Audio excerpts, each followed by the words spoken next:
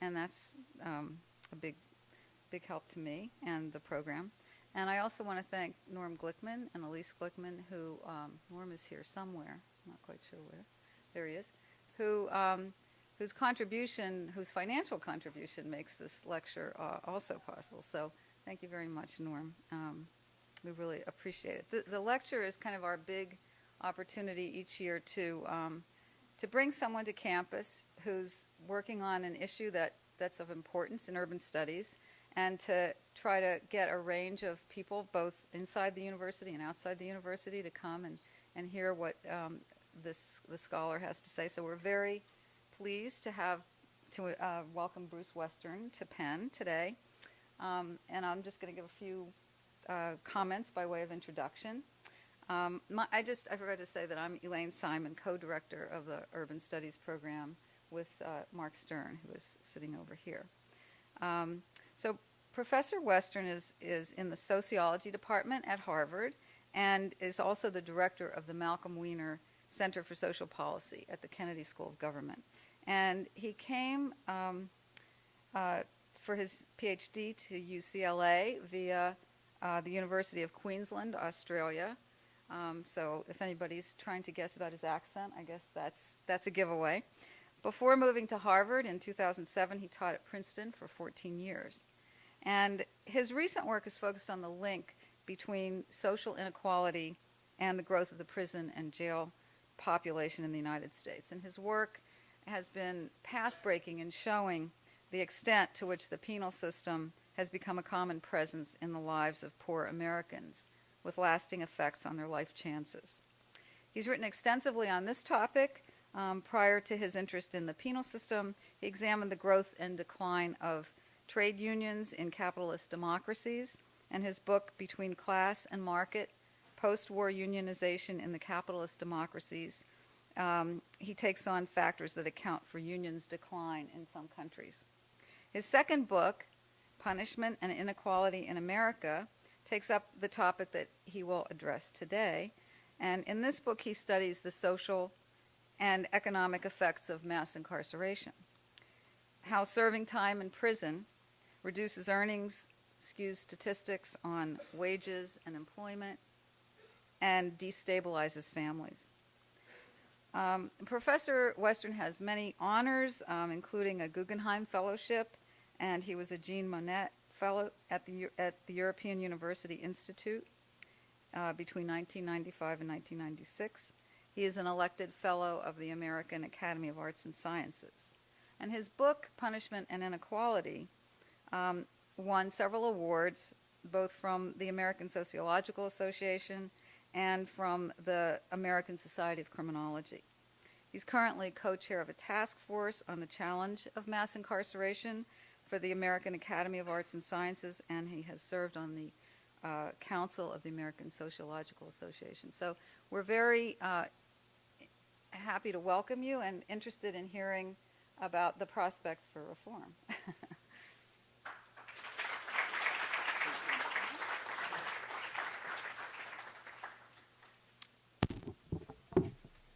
Thanks very much, Elaine, and thanks to the Urban Studies program for this invitation, this opportunity to talk to you today. What I thought I would do today is try to summarize a research program I've been involved in over the last 10 or 12 years that has focused on the growth of prison and jail populations in the United States, trying to understand the causes of the growth in imprisonment, the scope of it, and the consequences of growing incarceration rates in the United States.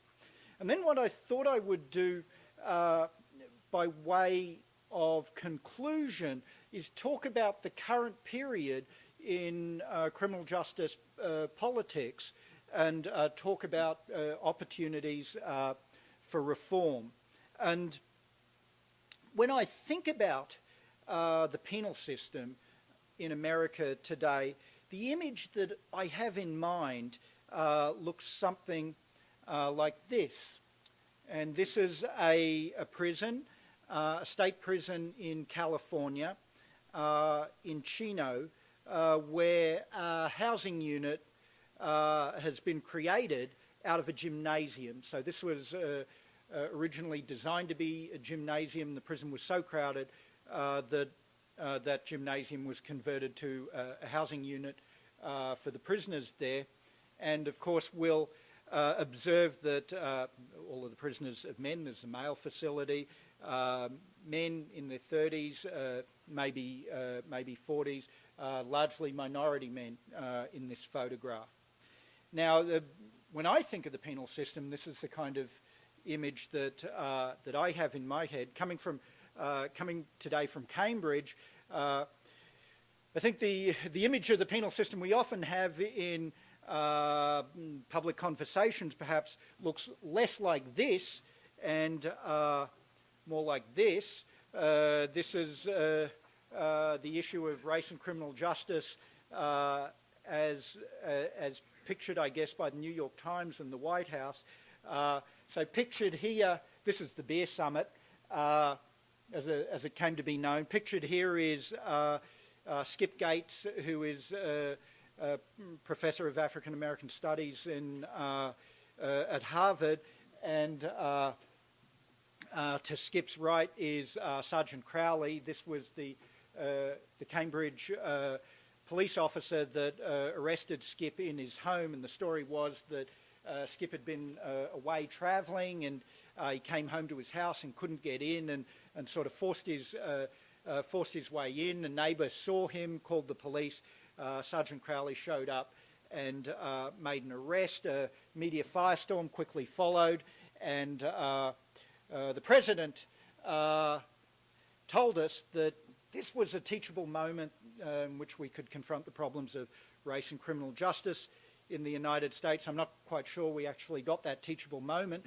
We did get this excellent photo opportunity, though, and I think so. The objective of my talk today is in some ways to refocus this discussion from this photo to the previous photo and try and apprise ourselves of the empirical contours of the penal system as it's grown over the last 30 years in America.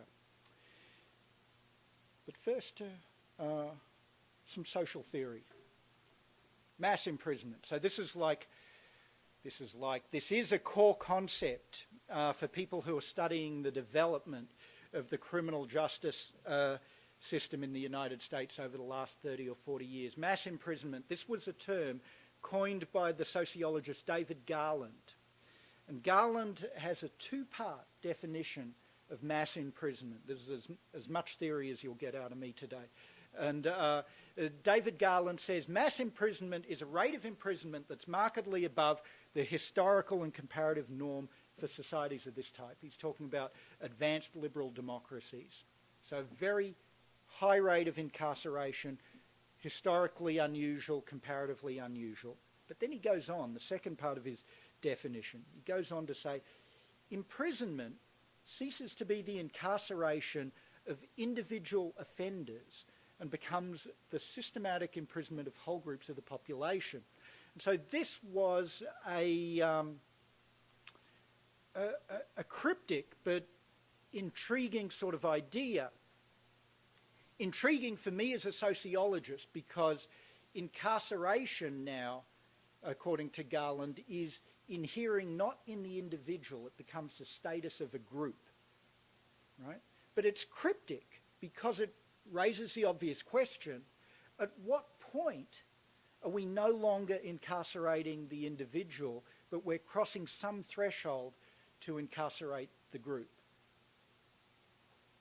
When do we cross from that point at which we're no longer incarcerating the individual, but we're incarcerating the group? And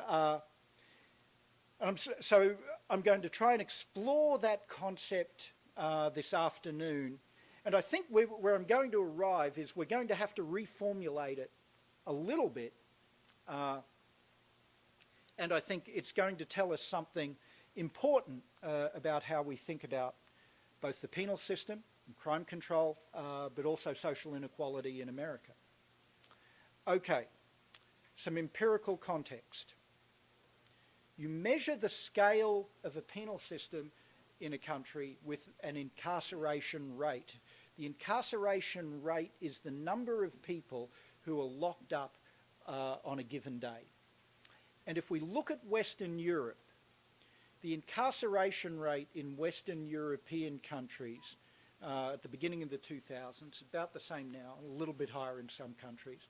If we look at the incarceration rate, we can see that about 100 per 100,000 of the population in these Western European countries, 50 to 100 per 100,000, were in prison. And that's about 0.1 of 1% of the population are incarcerated. So we can compare these Western European countries to the United States, and the incarceration rate in the United States is nearly an order of magnitude larger. Right?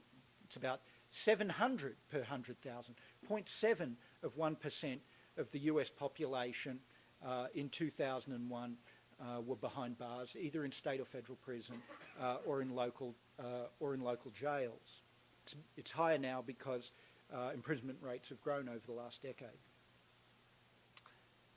So the US is certainly comparatively very unusual. In fact, the United States has the highest incarceration rate in the world, and we could equally compare the US to Russia, China, other former Soviet republics, and the American incarceration rate would exceed that of all those countries. We can also think about this problem historically. We've got good data that goes back to the 1920s on prison populations. And if we go back to the 1920s, for 50 years, from 1925 to the early 1970s, the incarceration rate was about 100 per 100,000. Now we're just looking at state and federal prison. So this is an imprisonment rate. And for this 50-year period, the US penal system looked a lot like what we see in Western Europe today. And then in the early 1970s, the system began to change and it began to grow. And it grew continuously for the next 35 years. We've got data now for the last 2 years, for 09 and 010, and the incarceration rate has declined for the last 2 years. And already in this graph, towards the end of the time series, you see evidence of the rate of growth slowing, and then over the last 2 years, the system seems to have plateaued at this extraordinarily historically high level, comparatively unprecedented level.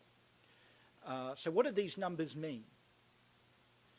In 2007, you had about 1.5 million people in state or federal prison. So these are people serving about 28 months for a felony conviction, a minimum of 12 months, in a state or federal facility. We had another 780,000 people in local jails. And so these are people who are serving short sentences or they're awaiting trial and they're incarcerated pre-trial. And these are county facilities. We have another 800,000 people who are out in the community and they're under the supervision of a parole officer. And so these are people who served custodial sentences and now they've been released, but they're still reporting to a parole officer. And finally, we have another 4.2 million people on probation. And by and large, these are people who are serving suspended sentences, non-custodial sentences, and they're reporting in the community to a probation officer. So altogether, you add this all up, and we've got about 7.5 million people under criminal justice supervision in the United States, under criminal justice supervision of some kind. Now, everything I've shown you so far is a snapshot at a point in time. And it shows you what's the fraction of the population behind bars today. Now, we might also ask, what are the chances someone would ever go to prison in their lifetime? And a striking as these statistics are, I think, this is not the most important thing about the penal system in the United States today. The most important thing is its unequal distribution and the extraordinary rates of prevalence in very small segments of the population. So the most important thing, I believe, about the penal system today is its inequality. So let me show you some figures on that. So let's think about a birth cohort of men who were born just after World War II. So these are men born 45 to 49, okay? And they're reaching their mid-30s in 1979, right at the beginning of the prison boom, okay?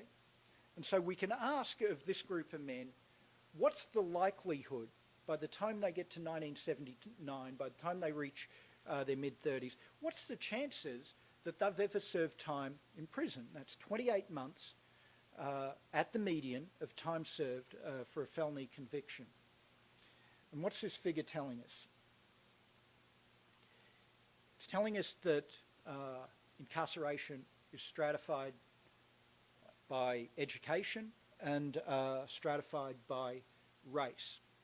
If we look just at white men, for example, and if we look just at those white men who haven't been to college, never been to college, about 1.8% of those men will go to prison at some point in their lives if they're from this post-war cohort, this 45 to 49 birth cohort.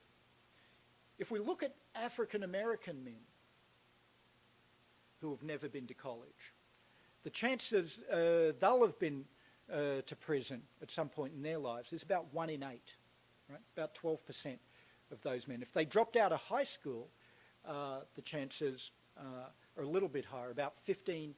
When we think about non-college men, that's about the lower half of the education distribution. So we're talking about a half of all men.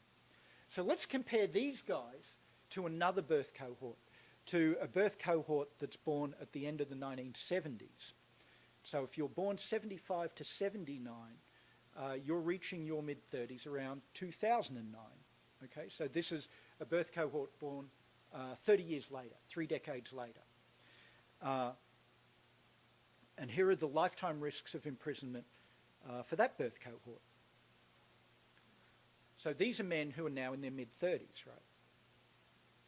Among all African American men in their mid-30s, 1 in 5 has served time in prison.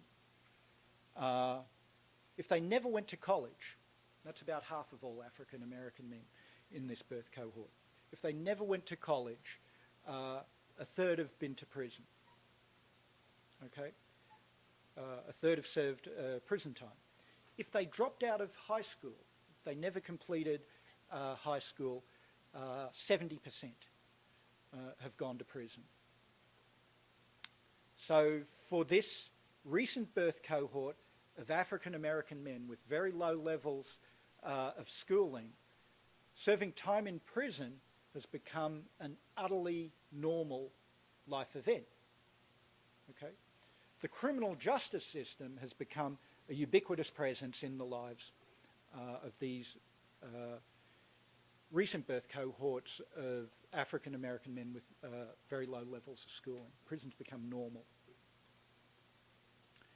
Okay, now for sociologists of the life course, we normally think about the pathway through adulthood as punctuated by events like completing your schooling, getting married, serving in the military.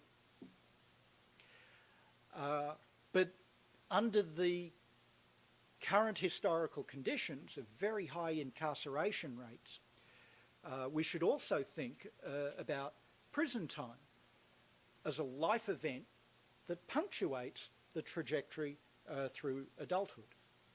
And we might want to think about imprisonment in this way because we think it confers disadvantages that affect a whole array of life chances even after you've been released from prison. Okay? So let me show you another table from a life course perspective. We're looking at black and white men born in the late 1970s. These are men now in their mid-30s.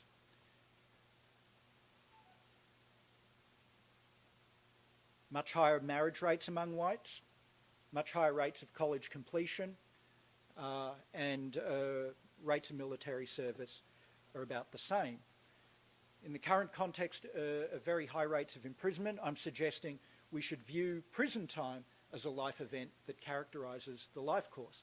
And we can see for recent birth cohorts of African American men, imprisonment is much more common than military service, 3 times as common as military service. It's also much more common than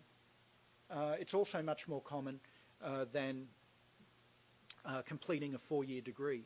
The other thing to take away from this table is the black-white ratio, right? The disparity. And we look at these other social indicators, and the black-white disparity in college completion, educational attainment, marriage rates, and we could multiply these social indicators to include things like infant mortality, gaps in employment, wage gaps. We could compare all of those other social and economic indicators. Nothing divides the collective experience of blacks from whites in America like contact with the criminal justice system. This 5-to-1 disparity that we're seeing here is very large, and it's hard to find other social indicators that rival this level of racial disparity. All right, that is half my story. Now the question is, so what? Okay. Why is this important? And I want to argue that this is profoundly important for how we think about social inequality in America and how we understand social inequality to have developed over the last 30 years. And I want to argue to you that the kinds of inequalities that are created by the penal system are very deep, very intractable, very difficult to change. And they're very deep, intractable, and difficult to change for 3 main reasons. Inequality created by incarceration is invisible. It's very hard to observe because of the segregative character of the institutions. The inequality is cumulative. Okay, so it's adding to the social and economic disadvantage to those who have very poor life chances to begin with. And finally, the inequality is intergenerational. Not only do the negative consequences of incarceration fall upon those who are passing through the system, the families and children of people who are incarcerated are also affected. So let me do a little bit of work on each of these 3 ideas. Invisible inequality. Inequality created by incarceration is invisible. It's hard to observe. Why? Because incarceration is concentrated. It's concentrated in a very small segment of the population. It's concentrated among men below about the age of 40 with very low levels of schooling, mostly minority men. That's a very tiny segment of the entire population. So the entire burden of this system is focused on a very narrow group. The institutions themselves, by their nature, are segregative. They pull people out of society and place them in these facilities, often in these very far-flung places, a long way from the communities that they came from. So the institutions, carceral institutions, prisons, don't really form part of our picture of the institutional landscape of American society. We don't encounter them very much. We don't think about them very much. They don't form part of our social experience.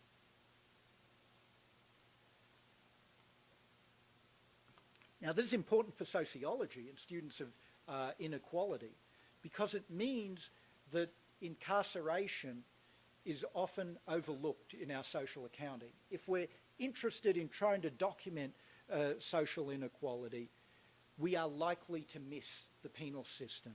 and inequality will be underestimated as a consequence. Social and economic disadvantage will be underestimated as a consequence. Let me try and illustrate this idea of invisible inequality really simply. Here's an employment rate. There's an employment to population ratio that's calculated from the current population survey. Now, the current population survey is the big monthly household survey that the census uses to measure the unemployment rate. And the census and the Bureau of Labour Statistics regularly calculate employment to population ratios like this. This is the employment rate for African American men who have not finished high school, and these are all men under the age of 35. And we can see that there's been a big decline in their employment rates according to the current population survey. Go back to 1980, over 60% of these men held jobs. If we go forward to 2007, about 40% of these men had jobs. Now, the current population survey that's used to measure the employment to population ratio is a household survey, and it provides very accurate measures of employment and unemployment for the population as a whole. But if there are groups in the population that don't live in households because they have high rates of institutionalisation, then the survey is not going to describe their social and economic situation very accurately, right? So our big idea was to augment the usual measure of the employment to population ratio by simply counting prison and jail inmates in the population. Right? They're part of the population. They're not counted in the survey. And they don't have jobs. They don't have jobs on the open labour market in the census concept of employment. They're not economically independent in that way. So this is an alternative employment to population ratio for these low-skill African American men. And all we're doing here is just counting prison and jail inmates in the population. So what do we see? We see that there's been a very long and sustained decline in employment. It starts out at about 58% in 1980. Today, the employment rate in this group is around 25%. Okay? Their incarceration rate is about 37%. So for these young black men who've dropped out of high school, they're much more likely to be in prison or jail than to be holding down a job. The other thing to notice about this slide is what happens to this series through the 1990s. Through the late 90s, the American economy was on a tear, and economic growth was very strong. The labour market got very tight. Unemployment dropped to very high levels. Wages among African American men were increasing. They've been stagnant for a long time. Employment rates were increasing. And a narrative was beginning to emerge that a very strong economy was succeeding where social policy had failed. This was a very hard-to-reach group in the population, and this very strong economic growth through the 1990s was finally delivering benefits to the margins of the labour market. And once we adjust for the rise in incarceration, we can see that through the 90s, there was in fact no improvement in employment among these low-skilled African American men. Any appearance of improvement is entirely an artefact of the growth in the incarceration rate. Okay? So that's invisible inequality. Cumulative inequality. The inequality created by incarceration diminishes the economic status of those whose economic opportunities are already extremely poor. Right? There's a large research literature that tries to estimate the effect of serving time in prison on someone's employment, their earnings, their wages, after release from prison. I'm going to quickly summarise the data for you, though I could talk about it more if you're interested. Analysis of survey data, panel data estimates show that incarceration reduces earnings by about 40%. Okay, and this is already in a group that has extremely low earnings to begin with. So earnings are falling pre-incarceration to post-incarceration from something like $10,000 annually to $6,000 after incarceration. There's experimental evidence in which job applicants provide evidence of a criminal record to employers. Employers, very strong experimental evidence. Employers have no interest in hiring job seekers with criminal records, and having a criminal record reduces employment opportunities by a third to a half in this experimental evidence. Let me show you some data. This is quite descriptive, but I think it's informative anyway. There's no statistical model or analysis here. There's just to give you a sense of the earnings situation of men who come out of prison. So here we're looking at low-income men. We're looking at the bottom quintile, the bottom 20% of men. And we're looking at their earnings mobility. So we're asking, well, what's the likelihood, given that you started out low income in the bottom quintile, what's the likelihood over a 20-year period you're going to rise up out of that low income category? And if you've never been incarcerated, the chances that you'll have some upward mobility in your earnings over 2 decades is nearly 2/3. About 2/3 of all men in this low income category will be upwardly mobile. If you had a low cognitive test score, and the survey data we're looking at administered cognitive test scores to all the respondents. If you had a low cognitive test score, you come from the bottom of the cognitive test score distribution, it's from the Armed Forces qualifying test, the chances of upward mobility are about 40%. If you dropped out of high school, the chances of upward mobility over 2 decades is about a third. If you serve time in prison, the chances of upward mobility in your earnings is only about a quarter. And if you look at earnings mobility of people who have been released from prison, there's no earnings growth. Their earnings are flat. And this is, I think, really profoundly important from a sociological point of view. Big finding from labour economics, earnings grows over the life course. You experience 2/3 of your earnings growth by the time you reach your mid-40s. Earnings growth allows you to age into a whole variety of pro-social adult roles, right? A man can get married, become a breadwinner, become a provider, be in a position to invest in his children. If you experience no earnings growth over your lifetime, it's enormously difficult to age into this wide variety of pro-social roles. There is no earnings growth among these men who have been incarcerated. Last part, intergenerational inequality. Large prison populations means large numbers of kids with parents in prison.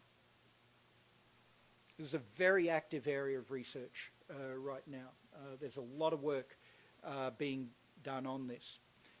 And there's evidence that the stigma of incarceration that the parents experience is also experienced by the kids. And there's growing evidence of behavioural problems,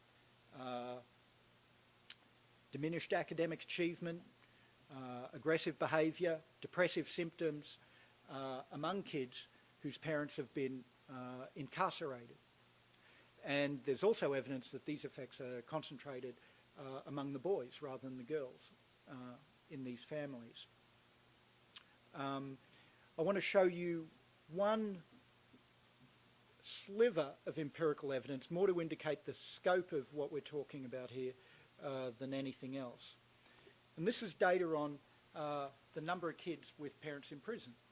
And if we look at Latino kids, by the late 2000s, by 2008, about 600,000 Latino kids had a parent either in prison or jail. If we look at white kids, about 750,000 had a parent in either prison or jail on an average day in 2008. If we look at African American kids, about 1.2 million African American kids currently have a parent who is incarcerated. That's about 11% of all African American kids. So about 1 in 9 African American kids today has a parent in prison or jail. If we look at kids who were born in 1990,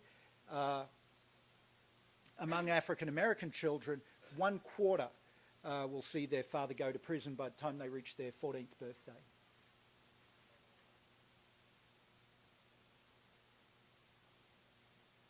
Okay. So that's the end of the empirical story.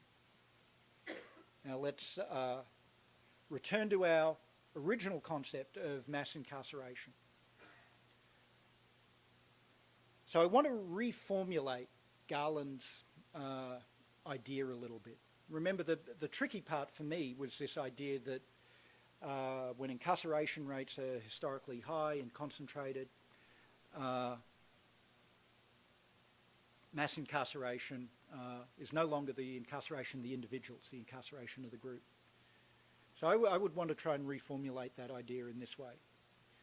When incarceration rates are very high, and we've seen that they're historically high and comparatively unprecedented, very concentrated in a very specific segment of the population, low education African American men. Under these conditions, when incarceration has very large and enduring effects on inequality. Why are the effects large and enduring? Because they're invisible, cumulative, and intergenerational. Okay? Under these conditions, I think we can say mass incarceration has really brought into being, has created a new social group in American society that is somehow separated from full membership. This is a new group with a kind of second-class citizenship for whom their relationship to the state is completely unusual and different from ours, and whose social experience is fundamentally different from ours. So that's where I sort of wound up at in my social science work on this problem.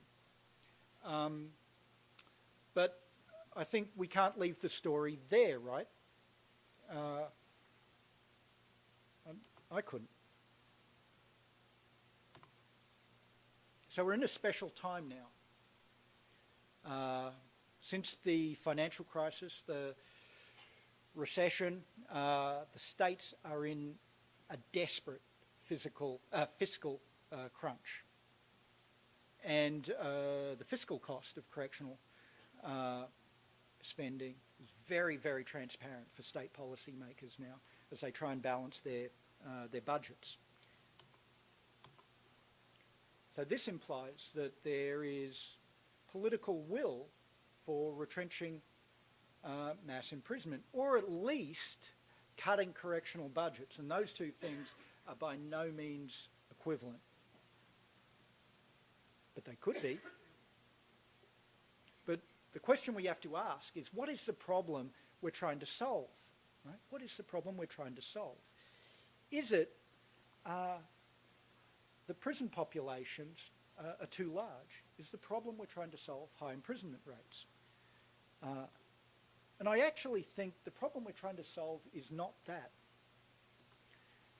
The problem we ultimately have to solve are the problems of very high and enduring unemployment, the problems of untreated addiction, the problems of untreated mental illness, among whom among a group in the population for whom there is no social safety net. Okay? Men, non-elderly men with very, very low levels of schooling that are very tenuously attached to the mainstream economy. Right? That, I think, is ultimately the social problem we have to confront in dealing with the process of criminal justice reform. If we define this problem as purely a problem of criminal justice reform, and we define the range of possible changes that we should be considering as only criminal justice changes, and the problems that we're trying to solve are only crime control problems, I think the reforms will be insufficient and they are likely to fail. And then the reform effort will be discredited. That's the risk I see us running in the current period. So here are some thoughts. 4 steps, and I'm going to close with this. 4 steps to decarceration. This is what I think we should do. Research. We need more research. What researcher would not say that? I don't know of any. If you are one, you've got to turn in your card right now because we've got to take care of business. And so what do we need research on? The social consequences of incarceration. I think this research has been very active for the last 10 years, talking to you about the kinds of things I've been mentioning. What's the effect in the labour market? What's the effect on families and children? That's had a real influence, I think, on public discussions about incarceration.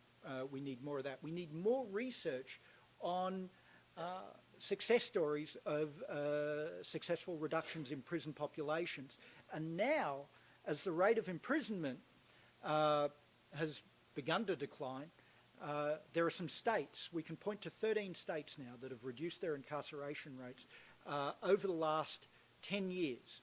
And some have done so in a very sustained way, like New York and New Jersey. Imprisonment rates in New York have been declining for nearly 15 years now. And crime has declined everywhere in all of these states. Okay? So we need to understand those cases. How did the reform process happen? And how can their success be emulated? We do need criminal justice reform. There are criminal justice reforms that we need to make that are very important for this process. We need to reduce drug sentences, and this is already happening. Take California. Marijuana is virtually decriminalized in California. For example, there are ballot initiatives all over the country. The pendulum of public sentiment is swinging in the direction of drug decriminalization. The second reform that we need to make that's important is of a more technical kind. We need to curtail parole revocations for technical violations. So these are cases where people are out on parole. They don't commit new crimes, but they violate the technical conditions of their parole, like they fail a drug test or they miss appointments and so on. And when people violate the technical conditions of parole, their parole can be revoked. And this has been a big source of growth in prison populations, particularly over the last 10 or 15 years. And if we're able to reduce these revocation rates for technical violations, that will significantly reduce prison growth. And states are experimenting a lot with this with a lot of success. So this is already happening as well. Next thing, re-entry. Right? We've got to not only think about the front end of the system and sentencing reform, we need to think about the back end of the system as well, and we need to think about the effects of people coming home to their communities. And there's also a very active area of research and programming. There's a ton of re-entry programming going on now, and there are national initiatives for prisoner re-entry programs. What these programs do, they try and provide transitional jobs, job placement, expanding prison education, work programs in prison, treatment on the outside, and transitional housing. Pieces of this are happening in localities all over the country. I wish I could say we had a very robust set of institutions that did all of these things in a given place, but we don't, really. And I think if we were to do that, that would yield large gains and large benefits also to the communities in which incarceration is concentrated. The final piece of this is political, right? All of this requires political action. And here I think the leading progressive organisations have a key role to play, a fundamental role to play, which they have not yet stepped up to. And here I'm thinking really about the labour movement, about unions, and about civil rights organisations. Right? If we think of the growth in prison and jail populations as purely a criminal justice event with implications for crime control, this isn't obviously the wheelhouse of progressive politics. If we think that the growth of prison and jail populations and the emergence of mass incarceration is fundamentally a story about the social and economic disenfranchisement of a segment of our population from the mainstream of American society. This is core to the mission of our leading progressive organisations. And so far, these organisations have taken only an arm's length relationship to these issues. So I close by calling on those organisations to embrace this issue and acknowledge the fundamental way in which the institutions, the institutional landscape of poverty in America has been transformed by the growth of the American penal system. Thanks very much.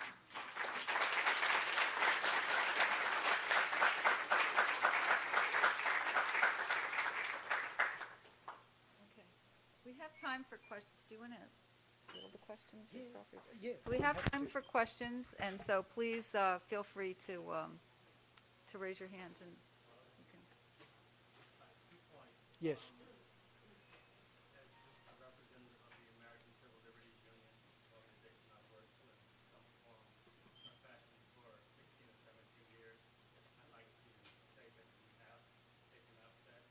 Yes. It's a priority, not just for Pennsylvania affiliate, but also for the national ACLU. And the second thing I'd say is that in terms of what the problem is, I, with all due respect, would suggest that one that was overlooked in the presentation.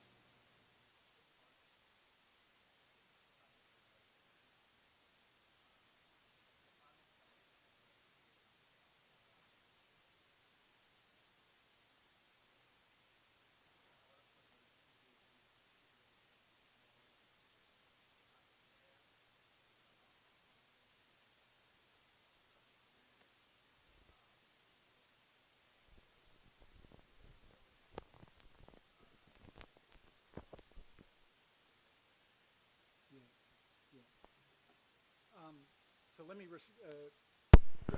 respond quickly. I think you're right. I think the ACLU has been exceptional, actually,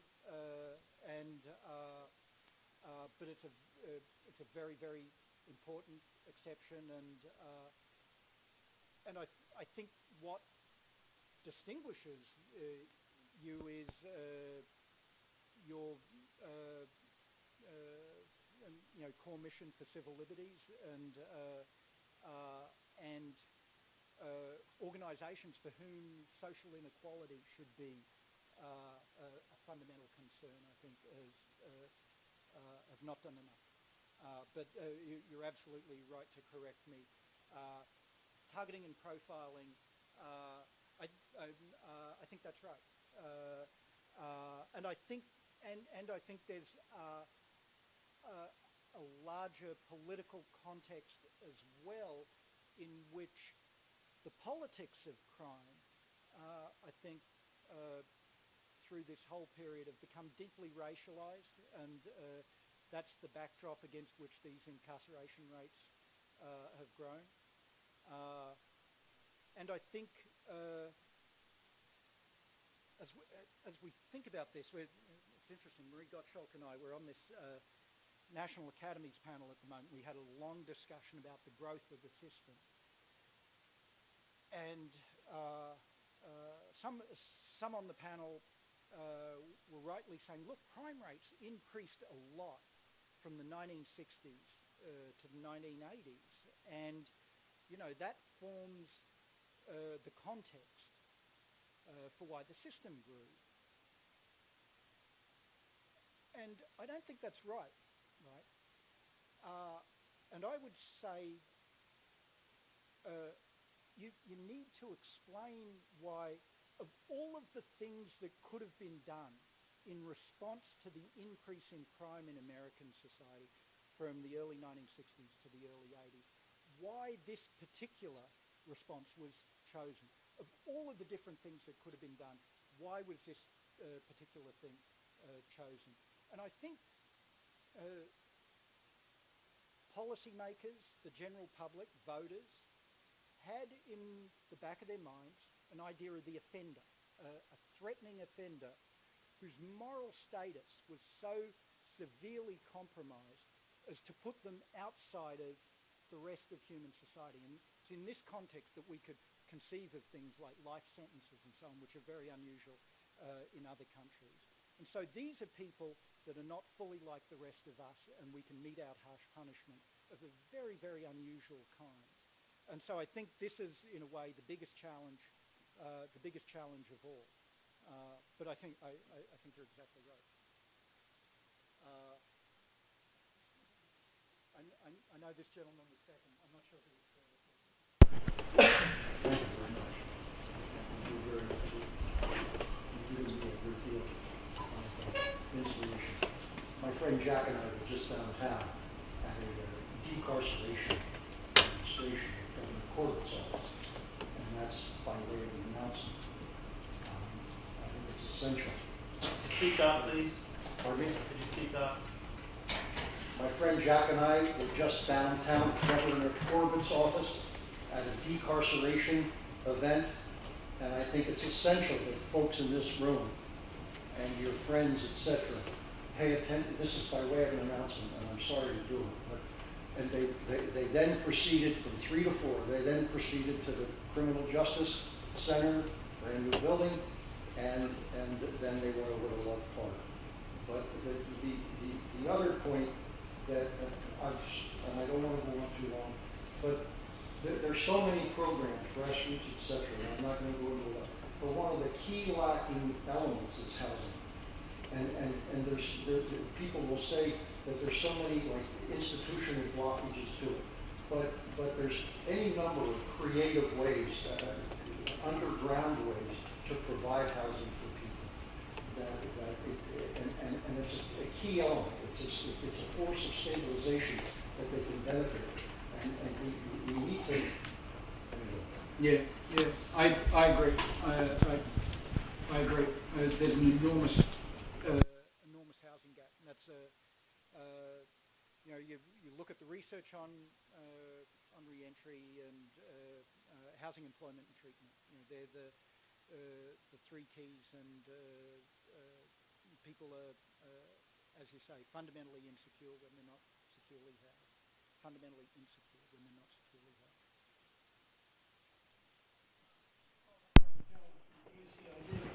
I work with the Innocence Project, and they're in the business of trying to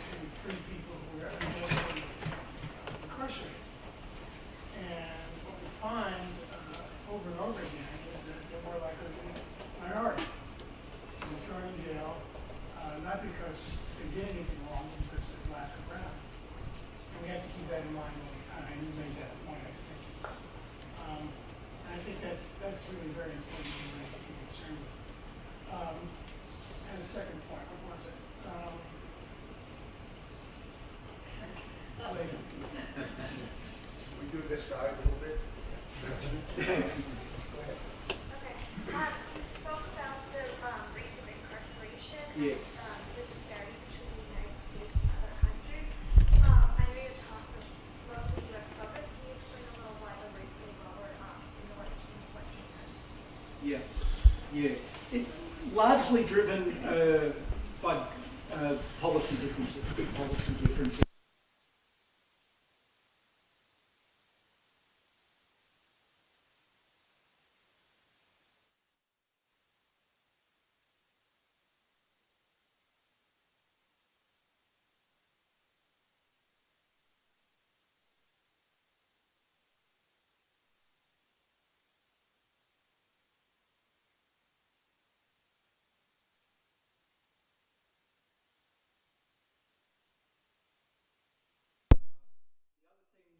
That we do differently is very long sentences, and very long sentences, particularly for violent offences. Life sentences,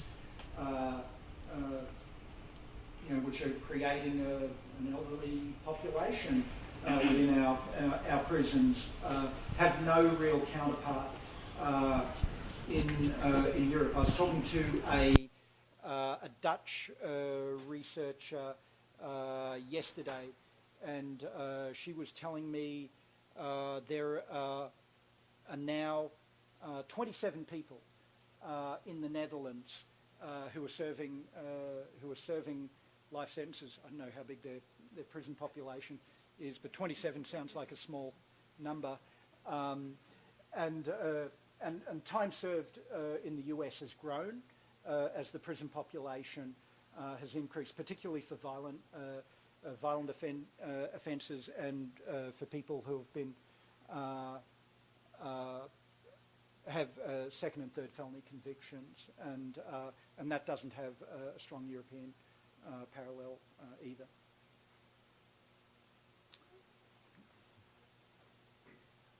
I was the director of a national prison overcrowding project in the early 80s. We worked in 7 states.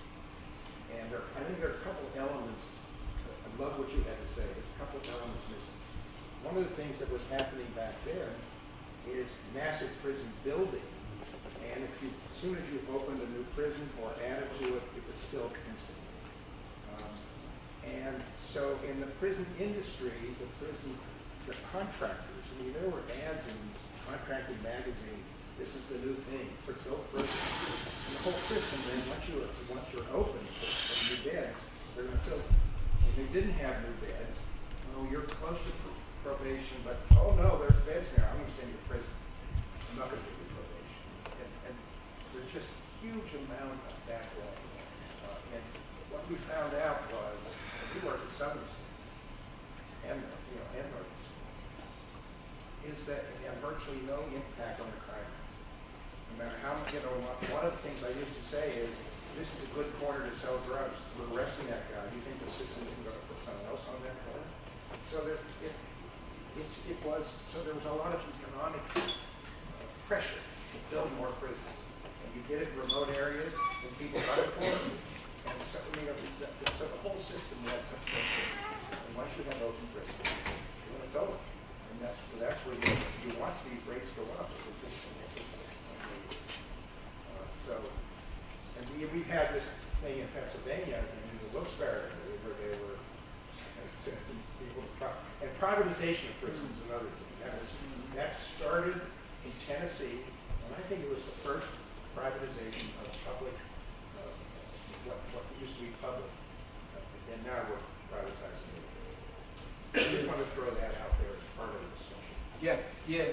No, the important pieces of the trend, and certainly In juvenile justice, privatisation has gone a long way. Just about the whole system has been privatised now. All of those beds in the juvenile system are private. It's, there's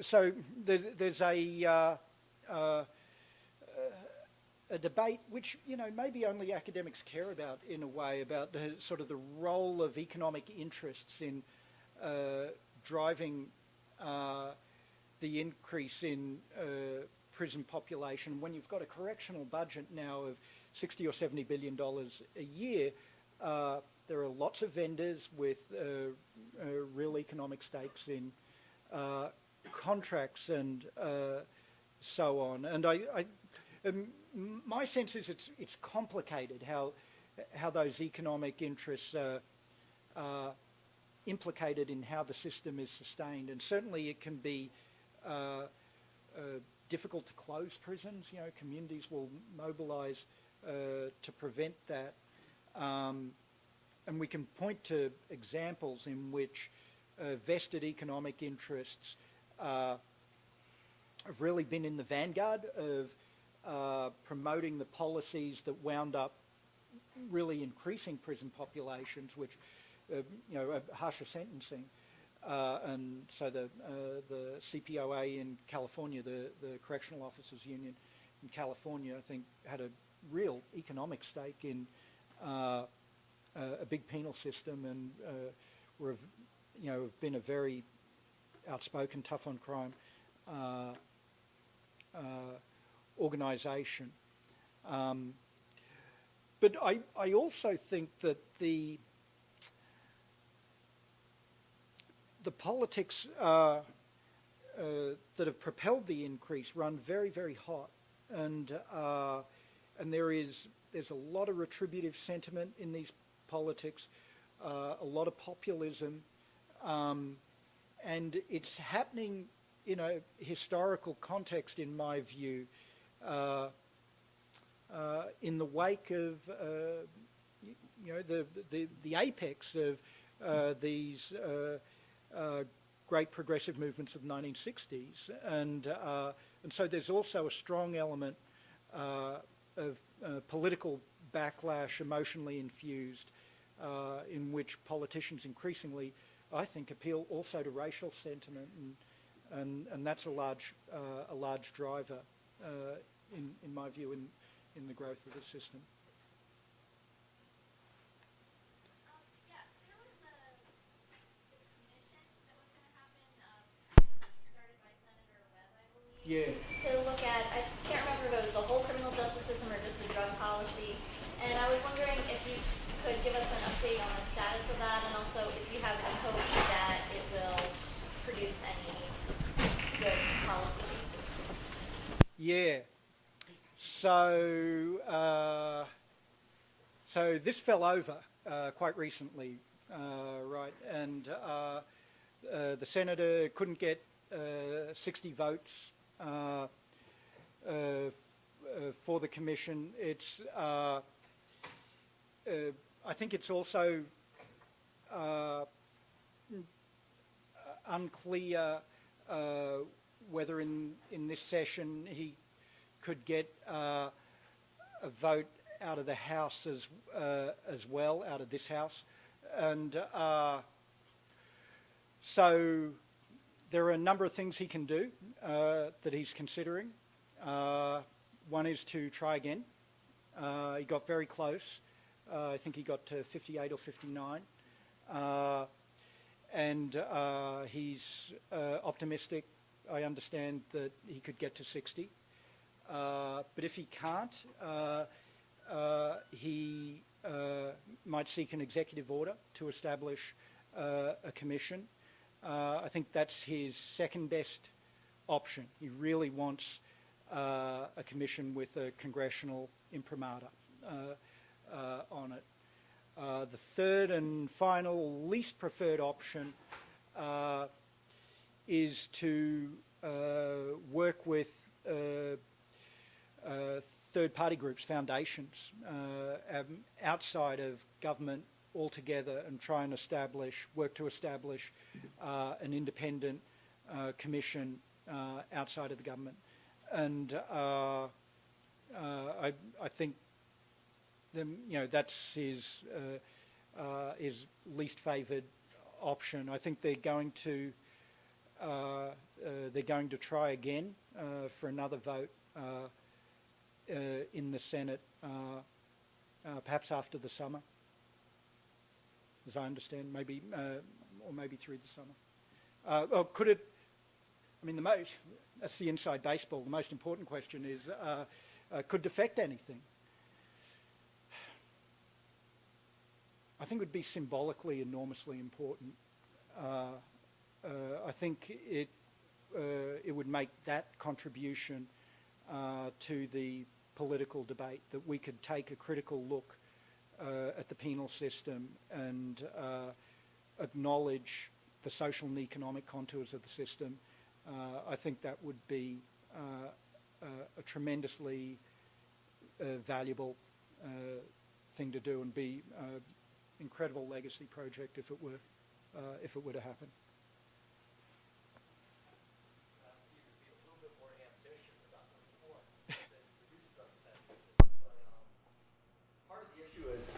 With repeat offender statutes, right, is people, even if you reduce future drug sentences, you still can't reduce the prison population that much because people's prior felonies count against them.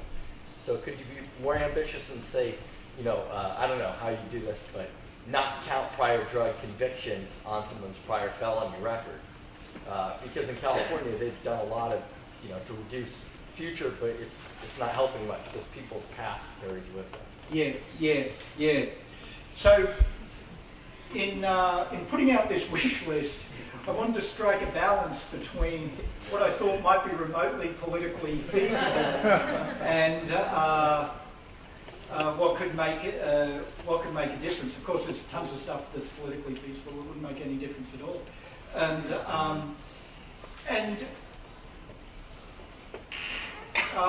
so there'll be a ballot initiative in California this November on 3 strikes again, and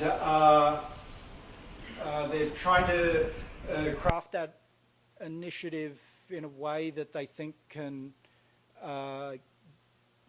get through. I'm not sure it's the strongest initiative in the world, and maybe that's a litmus test or a barometer.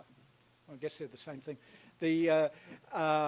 For taking the pulse of where there's a lot of mixed metaphors, of trying to figure out where the electorate is, right, on things like habitual offender enhancements, and I think if the California initiative can be successful, that could signal strong sentiment for a much more ambitious program of sentencing reform. This new Pew report I thought was very interesting that came out just in the last day or so, which seems to show that there's not quite majority support, but very significant support for reducing prison populations.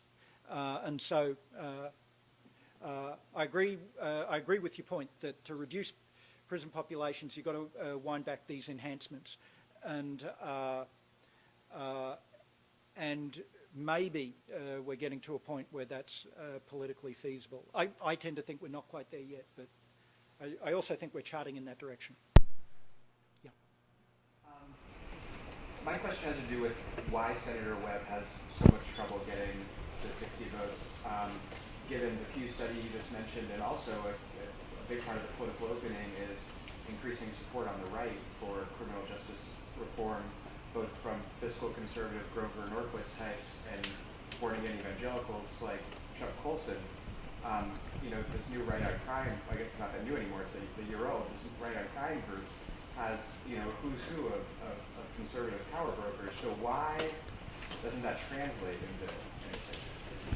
Yeah, it's a good question. I think you're right, that there are opportunities for coalitions with conservatives who are, concerned, I think, about government overreaching and concerned with a belief in redemption, right, as a social value. And so there's definite opportunities for building coalitions. And I think the senator is doing that. He's working across the aisle, as they say, and I don't know. I think it's very hard to get a vote out of the Senate at the moment, too. in general. And this isn't obviously the kind of issue that would get through. I think they believe if they can get to 60, they may wind up with 80 or 85. And I think, but I agree. I think the political conditions are open to it, and if they can do their parliamentary homework, they may get a bill. Yeah. In your research, you find anything about types or categories of crimes that most frequently have men arrested and put in jail, whether they vary from across educational attainment or race? Yeah, good question.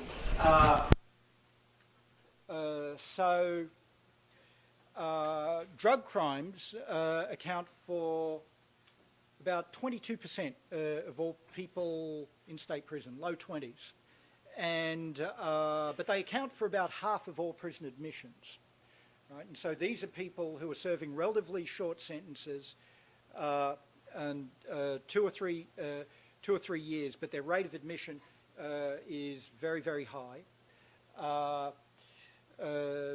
So people who are sent to prison for drug crimes are disproportionately African American, and all the evidence is that they're being arrested, charged, convicted, and sentenced in rates out of proportion to drug use in the African American community compared to the white community. And so I think that's a large source. That's a large source of disparity. There's a relatively large proportion of people also who are serving time for serious violence,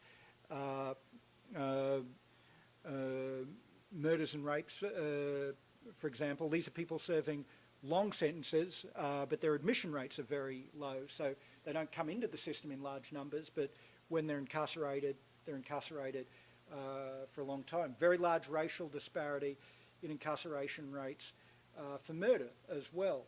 But in that case, that racial disparity is almost entirely explained by the very large racial disparities in murder rates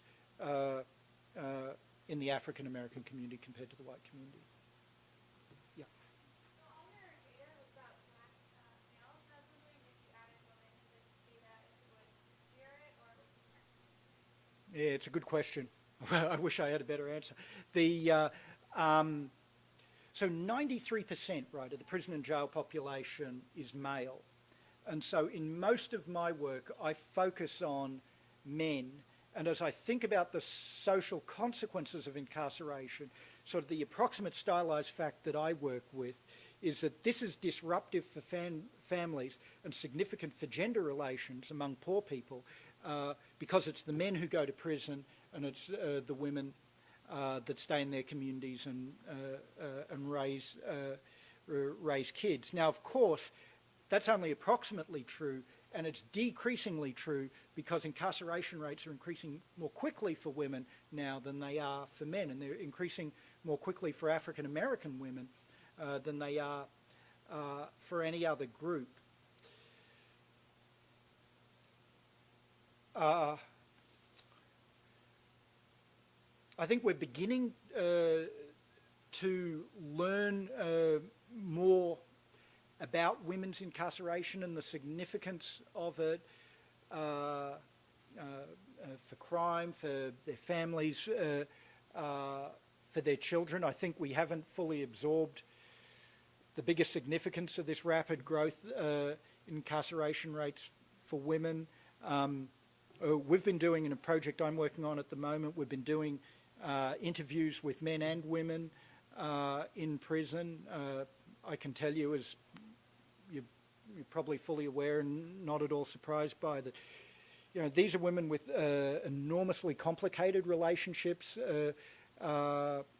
with their families and kids. Very commonly, we would see them in surveys as non-custodial mothers, and yet they very commonly have relationships of some kind, often very complicated with their kids. The likelihood that they will be incarcerated for drug offences much higher than men, and I think they're involved in the drug economy in a very different way from men, and are becoming entangled in the criminal justice system largely in that way. I think the system is treating them less differently than in the past, as discretion shifts away from judges in the courtroom. That's a pretty incomplete answer, I know, but it's a hell of a research frontier, and it's enormously important for those communities, I think. Yes.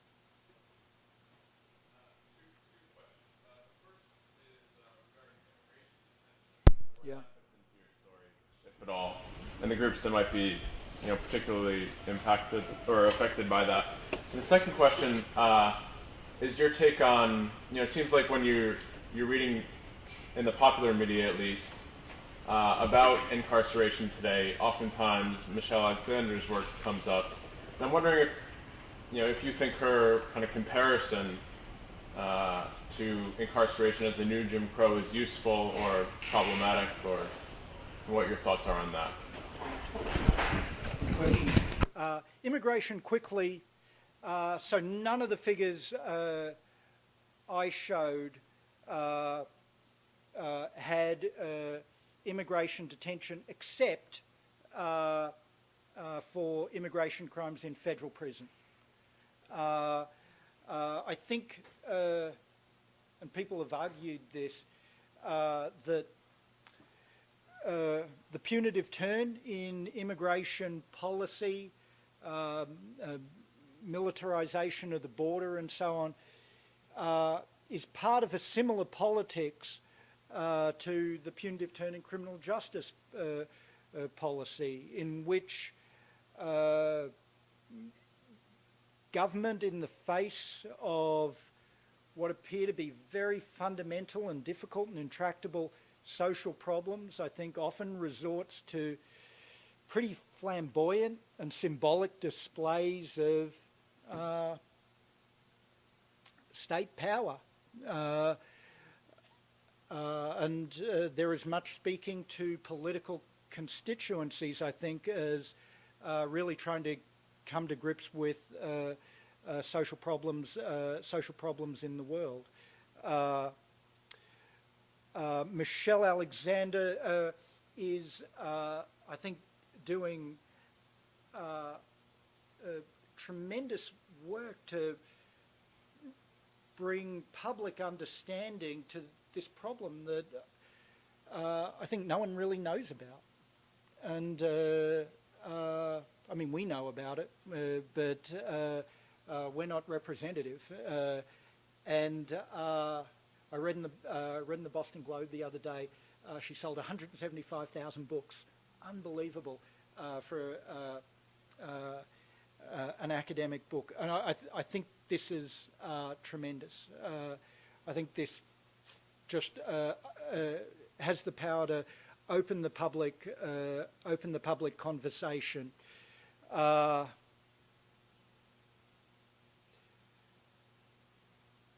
I think part of the power of her analysis is that she has called this the new Jim Crow, and I think we can criticize the work. It's focused only on race. And there's a clear class story. It's focused mostly on the drug war, and that's only a piece of this. But to my way of thinking, they're kind of secondary criticisms and important criticisms in the scholarly discussion. In the public milieu in which we're trying to gain an understanding of social inequality in America and trying to reduce those inequalities, I just see it as enormously positive. That's a good place to end it. So thank you very much for coming, and I want to thank you again for Thanks a lot. Thank you, everyone.